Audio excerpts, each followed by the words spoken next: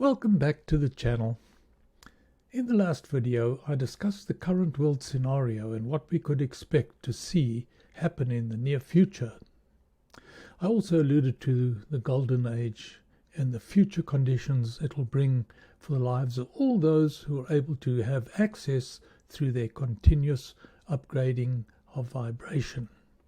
That is, as our Mother Gaia advances through the 4th density realm to 5th density planetary life. Every soul that is harvestable will ascend into the 4th density realm, a dimension of choices. There will be the choice to return to a 3rd density planet in the universe in order to continue service to others who are facing an end cycle harvest, and who in turn will ascend to the 4th density realm in their respective timelines. There will also be a choice for the soul to ascend into the 5th density life of the new earth and experience all the virtues of golden age living. So today I would like to talk about the distinguishing characteristics of 4th and 5th density living.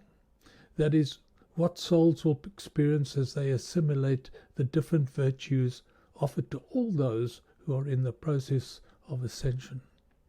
There are 3 main distinguishing characteristics of the higher consciousness realm. The first of which is access to free energy. In the old paradigm, the one where money and profiteering were in play, the cost of energy in its cycle of progress from extraction from raw resources through the many levels of storage and transportation, each of which levies an appropriate taxation, before the final destination of the consumer was reached, the total process would produce billions of dollars of costs, and the consumers would eventually pay for all of it. But because the cost would be distributed over an extremely large base of consumers, the eventual cost to each individual consumer might only average in the region of about $243 per month, a seemingly acceptable amount to pay for the much needed energy that runs an individual home.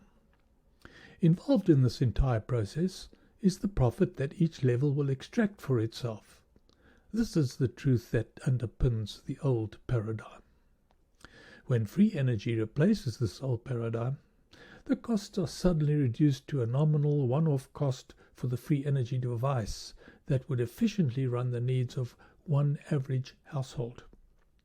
Free energy is the product of a quantum phenomenon innate in the zero-point fluctuations of the zero-point field, and is present throughout all of the space in the entire universe. I explain this on page 97 of my book, The Extraterrestrial Phenomenon. I had help from Dr. Bernard Heisch of the Caltech Institute, who very kindly wrote up the contents of page 97 for my use, so I cannot claim this as my own work. Now, getting back to the old paradigm requisites, we can factor into the cost equation all those souls who were involved in the old paradigm labor force. They would be out of a job, one might say. However, as these souls themselves move into the golden age, their entire life needs will change. Their need for salaries and profit will be replaced by a universal credit that is based on their ministries to all others, a service to others aspect of the universal polarity balance.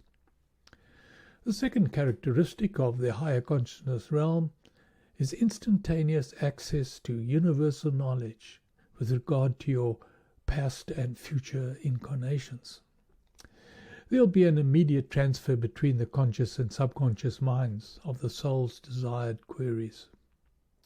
The soul will no longer require any form of assistance to achieve this, as it was in the past 3rd density life. The third characteristic of the higher consciousness realm is for the 4th density soul an intense experience of compassion for the plight 3rd density souls face prior to an impending harvest and ascension. That is, all the dilemmas of making a choice while the negatively polarized entities are showering the narrative with catalysts that cause the distractions of fear and anger, the loss of life-sustaining systems, and economic freedoms. With respect to the intense feeling of compassion, I've personally experienced this, a legacy of my personality type as revealed by the INFJ Myers-Briggs designation. I would be watching a TV program that might focus on the sorrow felt by a person or group of people, and suddenly out of the blue would come this rush of compassion and feeling of solidarity for their cause, so intense that the tears would well up in my eyes and flow uncontrollably down my cheeks. And the strong feeling would linger for a long period of time after the experience. I often refer to this as my curse and my blessing. A curse because it would take me by surprise in the most inopportune moments, and when my dear wife might inadvertently cast a glance in my direction and see the tears and not understand what's happening. A blessing because I was realizing the pre-incarnate gift that would solidify the growing understanding of my purpose in the current incarnation. And now I'll deal with the final stage to which these main characteristics allude, which is the fifth density world view. This is the view that puts all the past paradigms into a palatable perspective. And by that I mean we can gain a much greater understanding of the plight posed to third density participants in their mindset that sees money as a vehicle of transaction and requires the need to profit from the arrangement, no matter what the cost to other souls might be. This perspective will help my viewers to see the devastation that this propensity toward greed has caused the entire human race in its journey towards the Golden Age. Here are but a few examples of this greed. I allude here to the poaching of exotic species, being poached to extinction because they offer trade value or sought-after features of their anatomies. Number 1, primates, the chimpanzees, taken for trade value.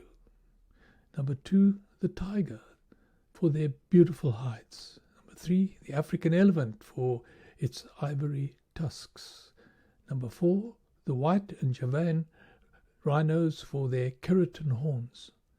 And that's for certain Asians who use it as a symbol to display success and wealth. Number 5, the plowshare tortoise, for their beautiful shell.